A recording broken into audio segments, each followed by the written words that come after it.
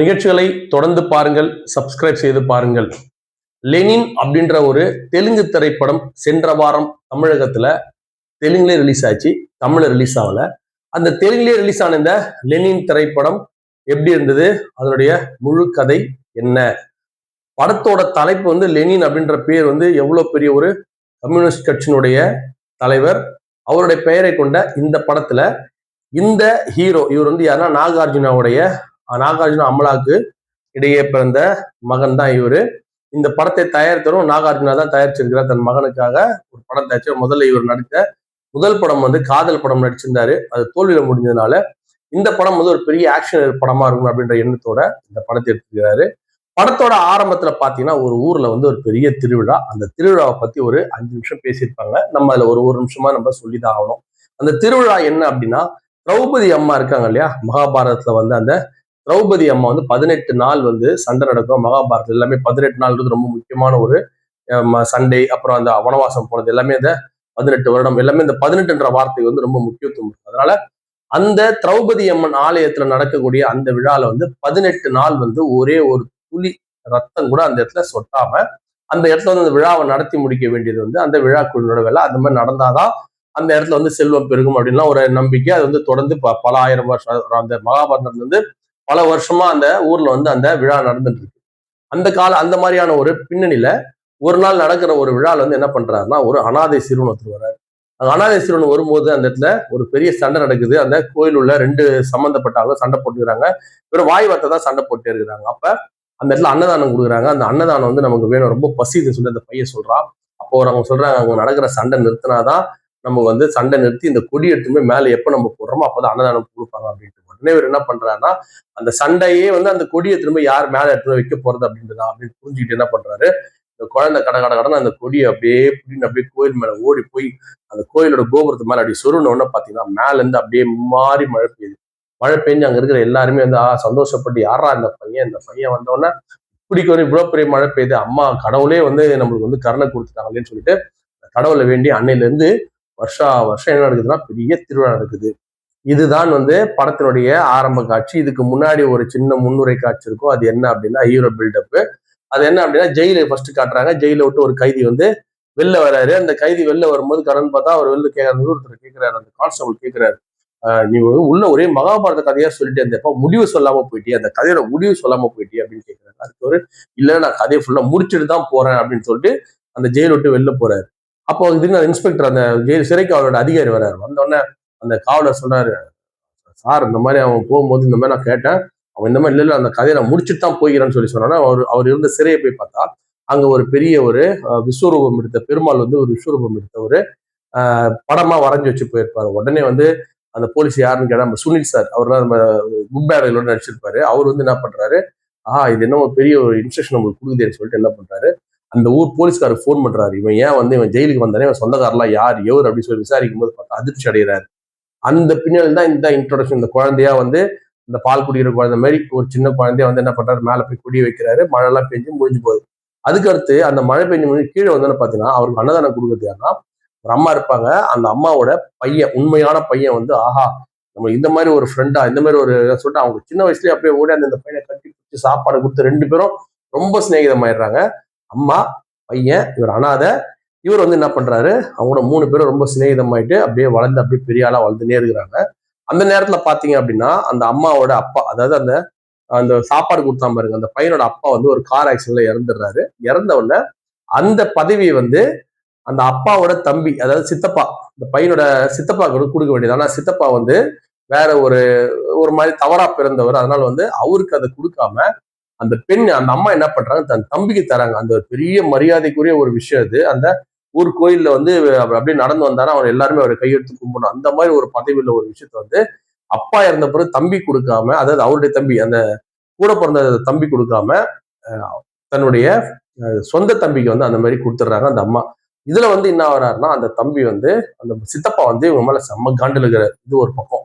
ஆனா வெளில காட்டவே மாட்டாரு. அண்ணின்னு சொல்லி அண்ணி மேல அப்படியே பாசமா இருக்கிற மாதிரி நடிப்பாரு. ஆனா அந்த பதவி நம்மளுக்கு தரலையே என்ற எண்ணம் வந்து அந்த சித்தப்பாவுக்கு ஒரு பக்கம் இருக்கு. இவரு ஒரு பக்கம். இன்னொன்னு வந்து இந்த அம்மா வந்து அந்த ஒரு குடும்பம், மானம், மரியாதை, கௌரவத்துக்காக வாழக்கூடியவங்க. எத்தனை பேர் செத்தாலும் வந்து கவலைப்பட மாட்டாங்க. குடும்பமான கௌரவம் ரொம்ப முக்கியம். இவங்க 2வது கேரக்டர். அந்த தம்பியை வந்து இதே மாதிரிதான் அக்காக்காக, அக்கா நீ சொல்றதெல்லாம் கேட்டுக்க, நம்ம குடும்பமானம் தான் முக்கியங்க அப்படின்னு சொல்லக்கூடிய ஒரு தம்பி. 3 பேர். 4வது இந்த ஹீரோவுடைய ஃப்ரெண்டு, அதாவது அந்த ஒரு பையன் வந்து சாப்பாடு ஊத்தார் இல்லையா, வசந்த். அவர் இந்த படத்தோட கேரக்டர்ல வந்து பேர் வந்து வசந்த்.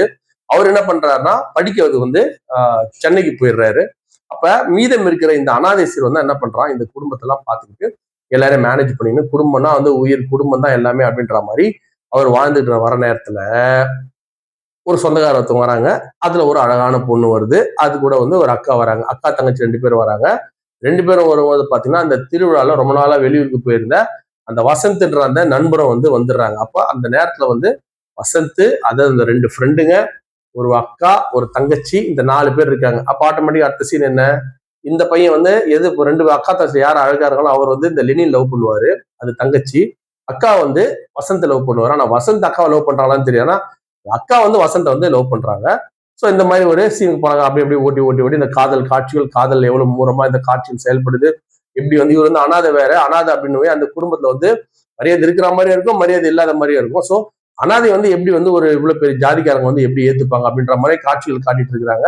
ஆனா வந்து அந்த காதல் வந்து ஒரு கட்டத்துல வந்து என்ன ஆகுது, தெரிய ஒரு நேரத்துல வந்து பாத்தீங்கன்னா வசந்தினுடைய காதல், அதாவது அந்த உண்மையான மகனுடைய காதல் தான் ஃபர்ஸ்ட் வெளில தெரியுது. அது எப்படி அப்படின்னா, அந்த பெண் வந்து இந்த வசந்த் வந்து ரொம்ப லவ் பண்றாங்க. அப்ப அந்த பெண் என்ன பண்றாங்க, நான் வசந்த் எப்படின்னா கல்யாணம் பண்ணி கொடுங்கன்னு சொல்லி கேட்கறாங்க. அப்ப அந்த பெண்ணோட அப்பா போய், அவரு வந்து ரொம்ப ஜாதியில பெரிய ஆளு, இந்த அம்மா ஜாதியில பெரிய ஆள் இல்லையா, 2 பேரும் போய் கேட்கறாங்க, உங்க பையனை வந்து கல்யாணம் பண்ணி என் பொண்ணு கேக்குது அப்படின்னா, ஆஹா ரொம்ப சந்தோஷமான விஷயமாச்சுன்னு சொல்லிட்டு வசந்த போய் கேட்கறாங்க. வசந்த சரின்னுறாரு. சோ 2 பேரும் கல்யாணம் நடக்க போகுது நாளைக்கு காலையில. ஆனா அந்த நேரத்துல பாத்தீங்க அப்படின்னா அந்த பொண்ணு வந்து என்ன பண்றாங்க, வேற ஒரு பையன் வந்து அந்த பொண்ணை ஃபாலோ பண்ணிட்டே இருப்பான். நான் லவ் பண்றேன், நான் லவ் பண்றேன்னு சொல்லிட்டு அந்த பொண்ணோட வேணாம் வேணான்னு இருக்கும். ஆனா பாருங்க அந்த நேரத்துல அந்த அந்த கல்யாணம் ஆகிற நேரத்துல அந்த பொண்ணு வந்து அந்த பையனை லவ் பண்ற மாதிரி சீன் காமிச்சிட்டு அந்த பொண்ணு அந்த பையனோட வந்து ஓடி போற மாதிரி காட்டுறாங்க. இந்த காட்சி அப்படியே காமிச்சிட்டு இருக்கும் போது என்ன ஆகுது அப்படின்னா, அந்த சித்தப்பா, அதாவது நம்ம அவமானப்பட்ட சித்தப்பா வந்து ஓடி போனதை பாக்குறாரு. ஆஹா இந்த பொண்ணு வந்து ஓடி போகுது, அப்ப நாளைக்கு நம்ம அன்னைக்கு ஏதோ வந்து ஒரு அவமானம் ஏற்பட போகுதுன்னு சொல்லிட்டு அவர் இந்த அண்ணி அவமானப்படுறதுக்காக காத்துட்டு இருக்கிறாரு. இந்த நேரத்துல பாத்தீங்கன்னா அந்த பொண்ணு ஓடி போனது தெரிஞ்சவொடனே அந்த பொண்ணோட அப்பா நேரா வந்து இந்த வசந்த் அப்படின்றவர்கிட்ட வந்து, அதான் அந்த உண்மையான மகா இருப்பான் பாருங்க, அவங்ககிட்ட வந்து என் பெரிய பொண்ணு ஓடி போயிடுச்சுப்பா, நான் என்ன பண்றதுன்னு தெரியல, நான் இந்த குடும்பத்துல வந்து நான் வந்து சப்போர்ட் பண்ணும், இந்த குடும்பத்துல வந்து சம்மந்தம் சின்ன இவ்வளவு ஆசைப்பட்டேன், நான் இந்த மாதிரி சுச்சுவேஷன் நான் என்ன பண்றது அப்படின்னு சொல்லும் போது அந்த பையனுடைய அந்த பையனுடைய அம்மாவோ சித்தப்பாவோ என்ன அம்மா, அதான் அவரோட தம்பி மாமா என்ன பண்றாரு அப்படின்னா, சரி சம்பந்தி அவங்க ஓடினது ஓடி போயிட்டு போகுது, அவங்க தங்கச்சி இருக்கு, இந்த தங்கச்சி நீங்க கல்யாணம் பண்ணி கொடுத்துடலாம்ல அப்படின்னு சொல்லி சொல்றாங்க. ஆனா அவங்க தங்கச்சி அந்த அனாதை ஹீரோ வந்து பயங்கரமா லவ் பண்றாங்க. லவ்னா லவ், உங்க ஊர் லவ் இல்ல, எங்க ஊர் லவ் இல்ல, பயங்கரமான லவ். அது ஒரு ஒரு காட்சி நீங்க பாத்தீங்கன்னாலே வந்து புரியும். அந்த மாதிரியான ஒரு காதல் காட்சி 2 பேரும் நெஞ்ச அந்த ஒரு நேரத்துல இந்த மாதிரி ஒரு குண்டு தூக்கி போடுறாரு. அதுக்கு வந்து வசந்த் வந்து ஃபர்ஸ்ட் வந்து ஒத்துக்க மாட்டாரு. இல்ல அப்படின்னு ஒத்துக்குமா. ஆனா வந்து மாமனார் என்ன பண்றாருன்னா, இல்ல தம்பி நீ ஒத்துக்கினே ஆகணும், ஏன்னா என்னோட மானம் முக்கியம், குடும்ப மானம் ரொம்ப முக்கியம் அப்படின்னு சொல்லிட்டு கல்யாணத்துக்கு ஏற்பாடு பண்ணிடுறாரு. இப்ப ஹீரோ என்ன பண்றாரு அப்படின்னா, ஆஹா நம்ம அனாதையா வரும்போது நம்மளை கட்டி காப்பதே இந்த குடும்பம் தான், இந்த குடும்பத்துக்கு ஒரு பிரச்சனை வரும்போது அதை வந்து சரி பண்ணக்கூடிய சூழல் நம்மளுக்கு ஏற்பட்டிருக்கு, அதனால இப்போ இந்த பெண்ணை நம்ம தியாகம் பண்ணிட்டோம் அப்படின்னா அந்த பொண்ணு என்ன பண்ணும், அந்த வசந்த கல்யாணம் பண்ணிடுச்சு அப்படின்னா அவங்க நம்மளுக்கு நம்ம காதலை விட்டு கொடுத்தா வரும் குடும்பத்துக்கு, அவங்க நம்ம குடும்பம் நம்மளுக்கு பண்ண அந்த எவ்வளவு நல்லது பண்ணது நம்ம சரி பண்ண மாதிரி நன்றி கடன் பட்ட மாதிரி சரியா போய் லெனின் என்ன பண்ணிடுறாரு, ஹீரோ என்ன பண்ணிடுறாருன்னா அமைதியா சரக்கு அடிச்சுன்னு உட்காந்துறாரு. இந்த பொண்ணு என்ன பண்ணுது, அந்த கல்யாண மேடையில கிட்ட நெருக்கத்துல தாலி கட்ட வர நேரத்துல வந்து ஐயோ எனக்கு இந்த கல்யாணம் எனக்கு பிடிக்கல, எனக்கு வேணாம், நான் வந்து தான் லவ் பண்றேன், நான் அவரு கூட தான் இருப்பேன்னு சொல்லி அடம் பிடிக்கிறாங்க. இப்போ மாப்பிள்ளை நிறைய வசந்த் அவர் என்ன பண்றாரு, அக்கா ஓடி போயிடுச்சு, தங்கச்சி வந்து நம்மள வந்து விரும்பல, சரி என்ன இருந்துட்டு போகுது அப்படின்னு சொல்லிட்டு என்ன பண்றாரு, அந்த தங்கச்சி கையோட இட்டு போயிட்டு, முதல்ல நீ சொல்லிருக்கலாம் அம்மா ஏமா இப்படி பண்றா அப்படின்னு சொல்லிட்டு கையோட அழைச்சிட்டு போயிட்டு நேரா அந்த சன்னி வச்சு பாருங்க ஹீரோ லெனின், அவர்கிட்ட எடுத்துன்னு போயிட்டு ஒப்படைக்கிறாரு. இந்த பொண்ணு ஒன்னதாண்டா காதலிக்குது, நீ ஏன்டா இந்த மாதிரி இருக்கிற, நான் நீ என் ஃப்ரெண்ட் ஆச்சு, நான் அவன் ஃப்ரெண்ட் ஆச்சுன்னு சொல்லிட்டு எல்லாமே அப்படி பேசி என்ன பண்றாங்க, அவர்கிட்ட ஒப்படைச்சு என்ன பண்றாரு ஹீரோ வந்து போலான்ற நேரத்துல பாத்தீங்கன்னா ஹீரோ, அதாவது இந்த லெனின் மற்றும் இந்த வசந்த் 2 பேருமே ஒரு எம்எல்ஏ ஒரு பிரச்சனை பண்ணிருப்பாங்க. அதுக்கு முன்னாடி நடுல ஒரு எம்எல்ஏ வந்து கட்டோடு வைப்பாரு, அந்த கட்டோட் எல்லாம் கட் பண்றாங்க, கோயில்ல கட்டோட் எல்லாம் வைக்க கூடாது அப்படிலாம் கட் பண்ணி வச்சிருப்பாங்க. அந்த எம்எல்ஏ என்ன பண்றாரு, ஒரு பெரிய படையோட வந்து வசந்தை வந்து சாவடிக்க வராங்க அந்த இடத்துல. அதாவது அந்த அந்த கல்யாணம் அந்த பொண்ணு எடுத்து போய் ஒரு கார்ல எடுத்து போய் இந்த பையன் தண்ணீர் எடுத்து போய் விட்டுட்டு வராரு பாருங்க, அந்த இடத்துல வசந்த கத்தி வச்சு நல்லா சத்துக்குன்னு குத்திடுறாங்க. குத்துனதுக்கு அப்புறமா ஹீரோ இல்லாட்டி சண்டை கண்டெல்லாம் போட்டு அந்த வசந்தை காப்பாத்துறதுக்கு வந்து அழைச்சிட்டு போயிடுறாங்க ஹாஸ்பிட்டலுக்கு. ஹாஸ்பிட்டலுக்கு போற நேரத்துல வந்து வசந்த் எப்பயும் போல என்ன ஆயிடுறாரு, உழைச்சிக்கிறாரு. உழைச்ச உடனே அப்படியே மறுபடியும் கட் பண்றாங்க. கட் பண்ணா நம்ம ஹீரோ ஜெயில விட்டு வெளில வந்தார் இல்லையா, அவர் என்ன பண்ணுவாரு, ஒரு இடத்துல உட்காந்து இருப்பாரு. உட்காந்து இருக்கும்போது அந்த இடத்துல வந்து பாத்தீங்கன்னா எல்லா வில்லனுங்களும், அதாவது ஒரு ஒரு 3-4 வில்லனுங்க இருப்பானுங்க. அந்த 3-4 வில்லனுங்க ஏற்கனவே ஒரு சின்ன சின்ன கதை இருக்கும். ஒருத்தர் வந்து சீட்டாடும் ஒருத்தர் பண்ணியிருப்பாரு, ஒருத்தர் ஒரு தேவை ஏற்பட்டிருக்கும். அந்த மாதிரி ஒரு 3-4 வில்லனுங்க இருப்பாங்க. தேவையே இல்லாம ஒரு 3-4 வில்லனுங்க இருப்பாங்க. அந்த மொத்த கும்பலம் வந்து அந்த இடத்துல உட்காந்து இருப்பாங்க. அந்த இடத்துல ஹீரோ பேசிட்டு இருப்பாரு, நீங்க பார்க்க வந்தது சிறுத்தை இல்லடா, லெனின்டா அப்படின்ற மாதிரிலாம் ஒரு பஞ்ச் எல்லாம் விட்டுட்டு அங்க ஹீரோயிசம் காமிச்சு அப்படியே ஓட்டிட்டே இருப்பாரு படமும். அதுல ஒரு சின்ன பையன் என்ன பண்ணுவான், எப்படின்னா இவரை கொலை பண்ணிடணும், இவர் தான் லெனின் தெரியும், இவரை கொலை பண்ணிடணும், அவன் ஒரு பையன் அப்படின்னு சுத்திட்டே இருப்பான். சாராயம் வைக்கிற பையன். அப்படியே அந்த கதை அங்க பாத்தீங்கன்னா ஒரு ஒரு ஒரு 200 பேர் இருப்பான், 200-300 பேர் இருப்பாங்க. அந்த கும்பல தனியா உட்காந்துட்டு நான் சிறுத்தை இல்லடா லெனின்றான்னு கதை பேசி எல்லாரும் அப்படி கேட்டுட்டே இருப்பாங்க. ஓஹோ அப்படியா அப்படியா அப்படின்ட்டு அந்த மாதிரி ஒரு சுச்சுவேஷன் காட்டுவாங்க. மறுபடியும் நீங்க பேக் டு இந்த இடத்துக்கு வந்தீங்கன்னா, காதலிக்கிற இடத்துக்கு வந்தீங்கன்னா, இந்த விட்டு கொடுத்தாரு பாருங்க மாப்பிள்ளை வசந்த், அவர் என்ன பண்றாங்க, இந்த ஸ்கெட்ச்ல அவன் மிஸ் ஆயிட்டான், அடுத்த ஸ்கெட்ச்ல அவனை நம்ம போடுறோம்டா அப்படின்னு சொல்லிட்டு என்ன பண்றான், இவன் இந்த கும்பல், அதாவது எம்எல்ஏ கும்பல் மறுபடியும் சேர்ந்துட்டு இவனை தூக்க பிளான் பண்றாங்க. அப்ப தூக்க பிளான் பண்ணும்போது அவங்களுக்கு இன்னொரு விஷயம் தெரியுது, அந்த சித்தப்பா இருக்காரு பாருங்க, அதாவது அந்த அவமானப்பட்ட சித்தப்பா தான் ஆக்சுவலா வந்து இந்த வசந்த தூக்க வந்து ட்ரை பண்ணிக்கிறாரு. அவனுக்கு வந்து இந்த வசந்த் அவமானப்படுத்தி இருப்பான். நீ எல்லாம் இதெல்லாம் லாய்க் கிடையாது சித்தப்பா, நம்ம குடும்பத்துக்கு ஒரு லெவல் இருக்கு, அது நீ வரக்கூடாது அப்படின்ற மாதிரி இந்த வசந்த் சொன்னதால அந்த சித்தப்பா தான் ஆக்சுவலா வந்து இவனை போட வந்திருப்பாரு. நம்ம எம்எல்ஏ நினைச்சிருந்திருப்போம். ஆனா சித்தப்பா தான் வந்து கும்பலை ரெடி பண்ணி போட வச்சிருந்திருப்பாரு. அது அந்த எம்எல்ஏக்கு தெரிஞ்சுட்டு இருக்கும். என் பேரசல் நீ ஆடா போட வந்தேன்னு சொல்லிட்டு அவனையும் கும்பல சேர்த்து வச்சிருப்பாரு. சோ அந்த 3-4 கும்பலம் என்ன பண்ணுதுன்னா, இப்ப அந்த இதுல உட்காந்துக்கிறாங்க பாருங்க, இப்ப கரண்ட்ல உட்காந்துக்கிற அந்த 3-4 கும்பலம் அந்த ஒரு சுச்சுவேஷன்ல வசந்த் போடுறதுக்காக ஒரு இடத்துல வந்து வெயிட் பண்ணிட்டு இருப்பாங்க.